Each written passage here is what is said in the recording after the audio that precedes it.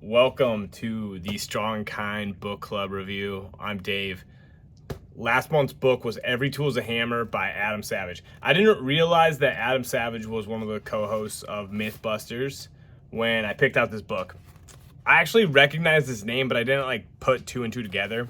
And this book, how I selected this book or how I made it one of the options was really just a matter of me going to Barnes & Noble and seeing some books on display that looked interesting, and I literally judged this book by its cover. So they say you shouldn't judge a book by its cover, but I did, and it worked out. I thoroughly enjoyed this book, even though it wasn't exactly what I thought it was going to be. So Adam Savage talks a lot about being a maker and being a builder, and it's a really awesome framework for just being a human. I think humans are super creative, and we don't give ourselves the opportunity to express our creativity nearly as much as we should, right? So throughout the book, it's kind of a little bit biographical for Adam, but it also is him describing tools that have helped him, right? So when he talks, there's, I think 10 or 11 chapters. There's 12 chapters, and a lot of them are the tools that he believes are going to be beneficial in life and in creating stuff. So it starts out with things like actually allowing yourself to be creative, like going to the bottom of the rabbit hole is what he calls it. And it's basically allowing yourself to be a nerd, allowing yourself to care about the stuff you care about, right? Then he gets into some practical tips, like tools, how to select tools, how to set up your workshop.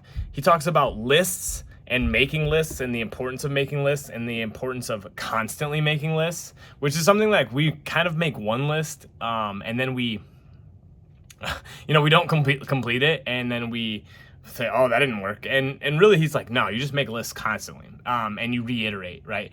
Reiteration is one of the big things that I think is important to touch on when it comes to this book and life in general.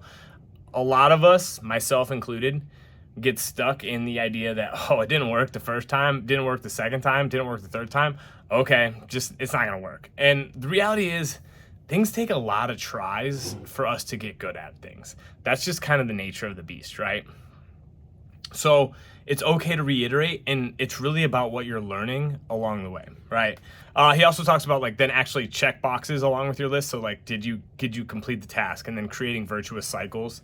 Then he uses the analogies of building really well for use more cooling fluid. Basically his analogy of cooling fluid is you should use cooling fluid in building stuff, but also give yourself time, separate from things, ask better questions. It's a really good analogy, and he does a really great job of explaining why he thinks the way he thinks, and also why it's okay to think differently, because a lot of people think differently than us, and we shouldn't look at that as a wrong or a negative. Most of the time you're going to learn more from people who think differently than you're going to learn from yourself, which is really powerful. There's also just a lot of really good things about as far as cleaning up your workshop, cleaning up your workspace, which I'm working on practicing that. But it really comes down to creating systems that work for us in our brains, and then performing and creating and making life really the way we want to over and over again. So Every Tool's a Hammer.